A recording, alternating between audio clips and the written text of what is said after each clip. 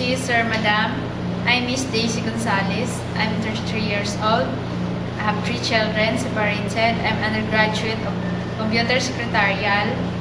Hi, Miss Daisy. How are you right now? I'm fine, sir, madam. So what do you think are the right attitude and characteristics of a good domestic helper? I'm honest, hardworking, loyal, and understanding.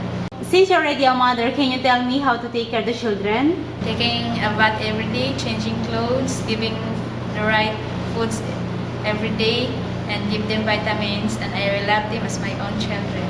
So what if you committed a mistake, what will you do?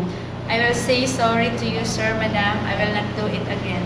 What is your last message or promise to your employer? Sir, madam, please do hire me because I need this job for my kids and family.